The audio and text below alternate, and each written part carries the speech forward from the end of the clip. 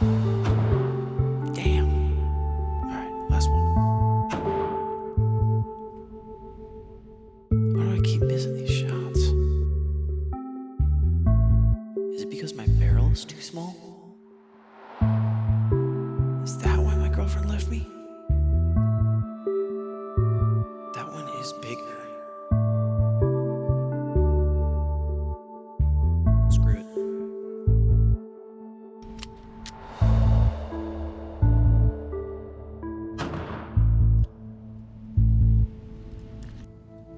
Nice.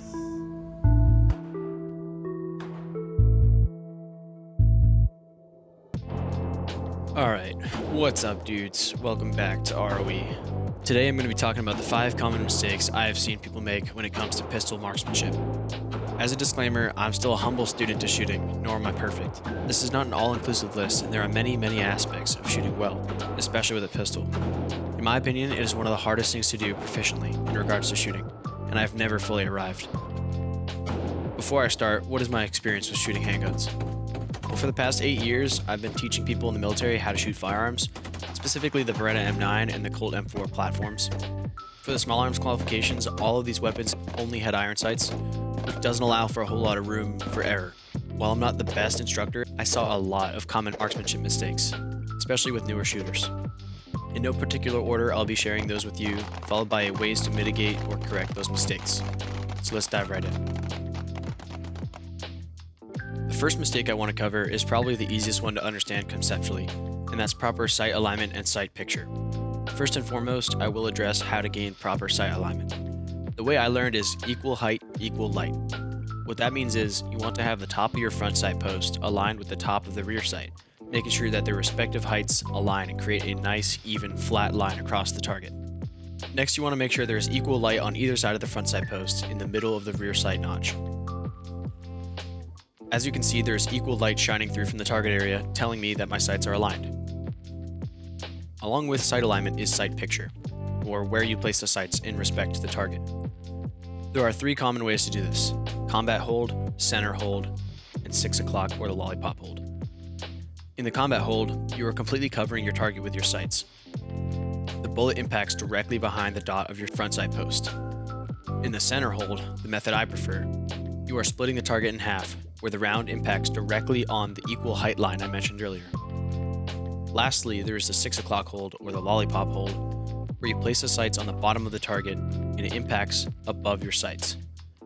It ultimately comes down to preference, although some iron sights are specifically built with a certain target hold in mind, so make sure you check out your iron sights and know which one to use. While equal height, equal light is a great way to mitigate improper sight alignment and gaining a good sight picture, my favorite way to mitigate sight alignment and sight picture is by using a red dot.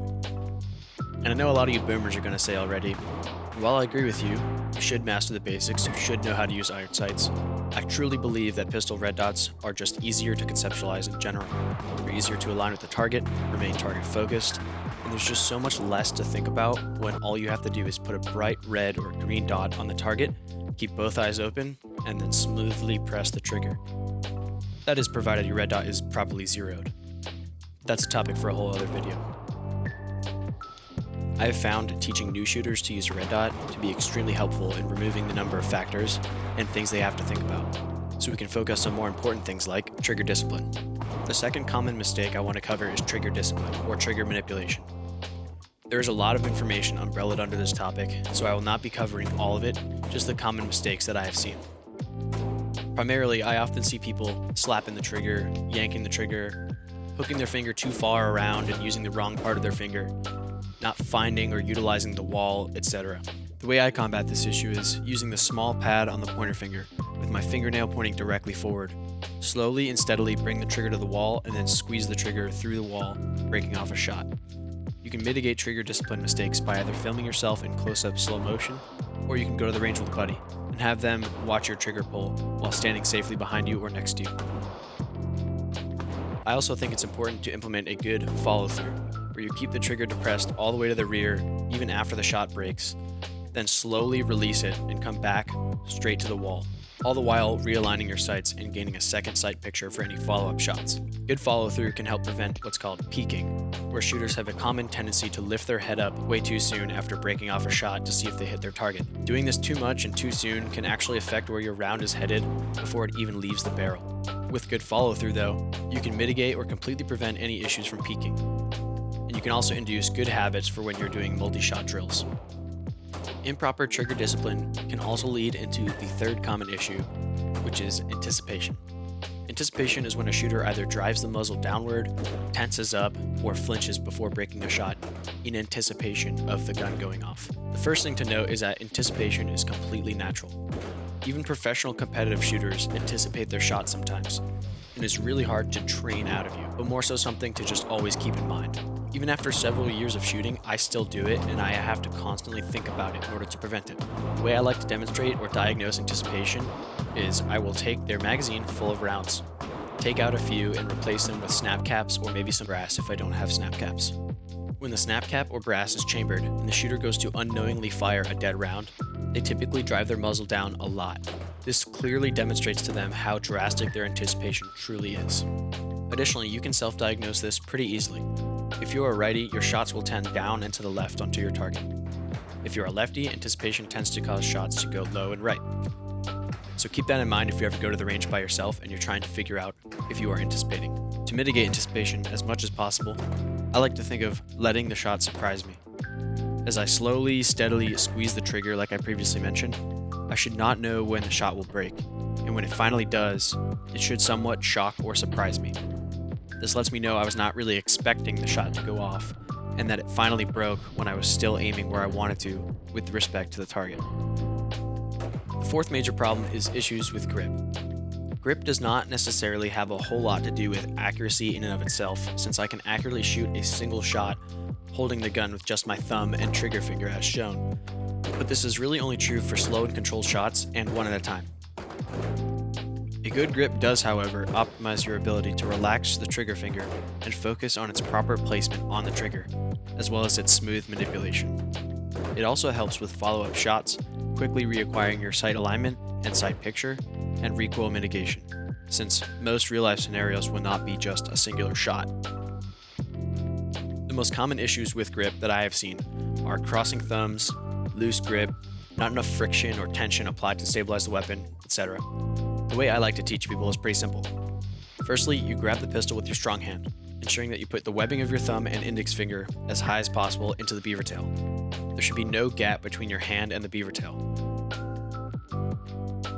Wrap your fingers around the grip and lift your strong hand's thumb. Now cover up all the space that is left open with your support hand, ensuring both thumbs are pointing forwards towards the target. Your support hand's fingers can rest in between your strong hand's knuckles. From the top, with your trigger finger along the receiver, your thumb and finger should be aligned. This is a good way to quickly check your hand placement. There are also several differing opinions on how much pressure to apply to each hand. Some people teach 60% the support hand, 40% the primary, others teach 100%. I tend to more agree with the 100-100 in that you should grip the gun as hard as you need to in order to maintain positive control over the weapon. So I like to squeeze it as hard as I can and then back off just a little bit so that I'm not white-knuckling the gun. I also like to apply a little bit of torque to the gun by thinking about lifting my elbows up without actually lifting them. This helps me get a little more inward pressure that stabilizes the gun to help me get a good side picture. I don't think this is entirely necessary, it's just something that I like to think about as I shoot.